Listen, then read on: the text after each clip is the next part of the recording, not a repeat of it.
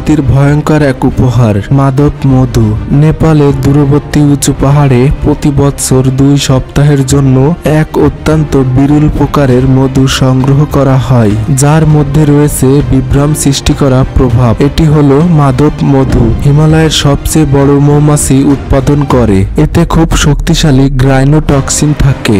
এই বিষাক্ত পদার্থ আপনার ইন্দ্রিয়কে অকল্পনীয়ভাবে বিকৃত করতে সক্ষম, যেমন অদৃশ্য কোনো কণ্ঠ শোনা বা পৃথিবীর চারপাশে গলে যেতে দেখা। সে মাথা থেকে পা পর্যন্ত মাতাল হয়েছিল। সে 3 দিন ধরে ঘুমিয়েছিল। বছরের প্রায় সময়টাই প্রচণ্ড শীত তীব্রতার নিস্তব্ধর মধ্য দিয়ে কেটে যায়, কিন্তু প্রতি বছর এই নিস্তব্ধতার মধ্য দিয়ে শুরু হয় অনন্য বিপজ্জনক এক রোমাঞ্চকর অভিযান, পাগলা মধু বা মেডহানি সংগ্রহ।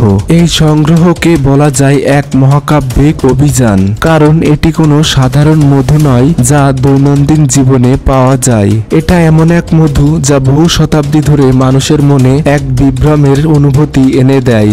বিরল পাগলা মধুর খোঁজে শিকারীদের উঠতে হয় শত শত ফুট পাহাড়ের চূড়ায় একটি দড়ি সিঁড়ির ভরসায়। খালি হাত পা ব্যবহার করে শিকারীরা পৌঁছান ভয়ঙ্কর মৌমাছির চাকের কাছে। সহ্য করেন পৃথিবীর সবচেয়ে বড় মৌমাছির যন্ত্রণাদায়ক কামড়। নেপালের গুরুং প্রজাতির মানুষরা এই মধু সংগ্রহ করছেন প্রায় 7500 বছর ধরে। তাদের কাছে এটি শুধু মধু নয়, এটি তাদের ঐতিহ্য, বিশ্বাস ও পূর্বপুরুষদের স্মৃতির প্রতীক।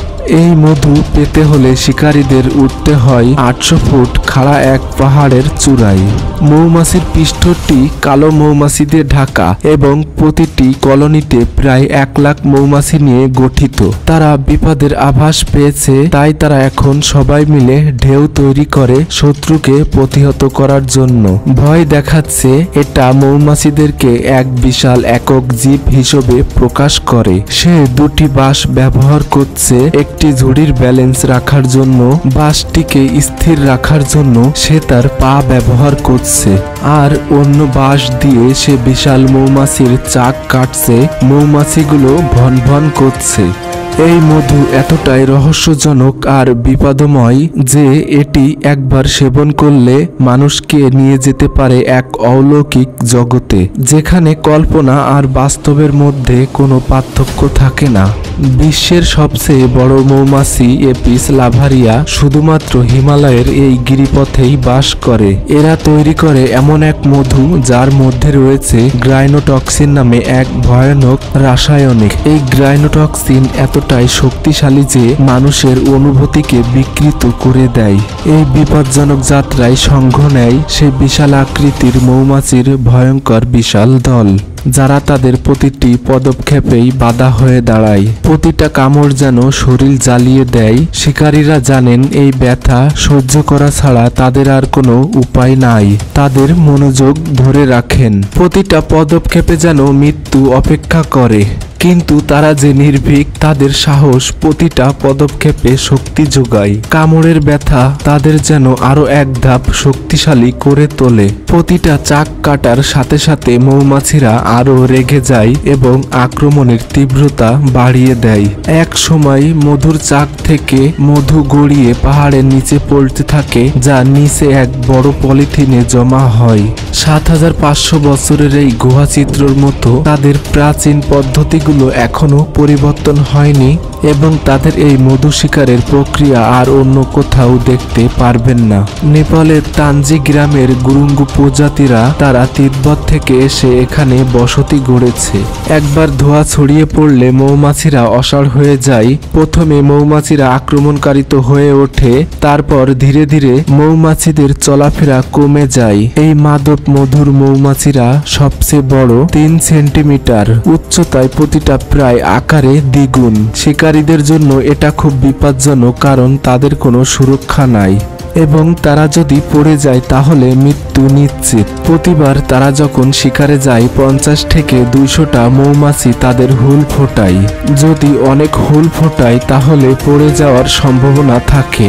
প্রতিবার সে যখন কয়েক কিলো মধু কেটে বের করছে, মৌমাছিরা তার প্রায় 100 বারেরও বেশি হুল ফোটাতে পারে। তবুও তাকে স্থির থাকতে হবে, তাকে দ্রুত করতে হবে। কিন্তু সতর্ক থাকতে হবে। তার একমাত্র সুরক্ষা হলো দড়ি এবং মই। তার একটি ভুল বিপদ বয়ে আনতে পারে। এটি খুব বিপজ্জনক কাজ, সবাই করতে পারে না। সবাই মাদক মধু চায়, কিন্তু তারা যখন বাস্তবতা দেখে তখন তারা হতবাক হয়ে যায়। বছরে 2 সপ্তাহের জন্য তারা এই মধু সংগ্রহ করতে পারে। প্রতিদিন প্রায় 40 থেকে 50 লিটার মাদক মধু তারা সংগ্রহ করতে পারে। মাদক মধুর চেয়েও বিপজ্জনক যদি কিছু থাকে তাহলে সেটা হবে মধু সংগ্রহের পদ্ধতি। তবে স্থানীয়রাও এই মধু অত্যন্ত সতর্কতার সঙ্গে গ্রহণ করেন, কারণ তারা জানেন এই মধু অত্যন্ত শক্তিশালী। এইটা তারা ওষুধ হিসেবে ব্যবহার করেন এবং তারা মনে করেন এটা শারীরিক ও মানসিক বৃদ্ধিতে বেশ কাজে দেয়। এই মাদক মধুতে রয়েছে গ্রাইনোটক্সিন, যা বর্তমান বাজারে $400 বিক্রি হচ্ছে। কিন্তু দুঃখজনক হলেও এটা সত্য যে জীবনের ঝুঁকি নিয়ে কাজ করা এই মধু শিকারীরা কয়েক কিলোগ্রাম মধু বিক্রি করে মাত্র $50 কম উপার্জন করেন। প্রথমে এই মধু খেতে মিষ্টি হলেও কিছু সময় পর মুখের মধ্যে ছড়িয়ে পড়ে এক ঝাঁঝালো অনুভূতি। যদি এই মধু কেউ 2 চামচ খান তাহলে 45 থেকে 60 মিনিট পরেই খারাপ লাগবে। এরপর ঘুম আসবে, তারপর অসুস্থ হয়ে যায়। বেশি পরিমাণে খেলে প্যারালাইসিসের মতো কয়েকদিন শুয়ে থাকেন। ইতিহাস জুড়ে এই স্থানীয়রা পাগলা মধুর ব্যবহার করে আসছেন নানা রকম রোগের চিকিৎসা ও যৌন ঔষধ হিসেবে। তবে এর আরোগ্য ক্ষমতা ও বিষাক্ততার মাঝে সীমারেখা অত্যন্ত সূক্ষ্ম। অতিরিক্ত পরিমাণে গ্রহণ করলে এটি হৃদস্পন্দন ধীর করে দিতে পারে, এমনকি প্রাণহানির কারণও হতে পারে। সংরক্ষণের শেষে এই মধুটাকে ফিল্টার করা হয় যাতে মধুতে থাকা পোকামাকড় এবং ময়লা আবর্জনা বাদ দেওয়া যায়। এরপরে মধুটাকে বিশেষভাবে সংরক্ষণ করে রাখা হয়। মাত্র 1 কেজি মধু তৈরিতে মৌমাছিদের প্রায় 4 বিলিয়ন ফুলের পরাগ নিতে হয়। একটি সাধারণ মৌমাছি তার পুরো জীবনে 1 থেকে 20 চামচ মধু সংগ্রহ করতে পারে। মৌমাছিরা ফুল থেকে অমৃত চুষে খায়, তারপর সেই মৌমাছির পেটে অমৃত থেকে মধু তৈরি হয় এবং তারপর সেই মৌমাছি চাকে রাখে। ভিডিওটা ভালো লাগলে লাইক, কমেন্ট, শেয়ার করতে পারেন এবং আমাদের সাথে যুক্ত থাকতে চ্যানেলটি সাবস্ক্রাইব করতে পারেন। ধন্যবাদ।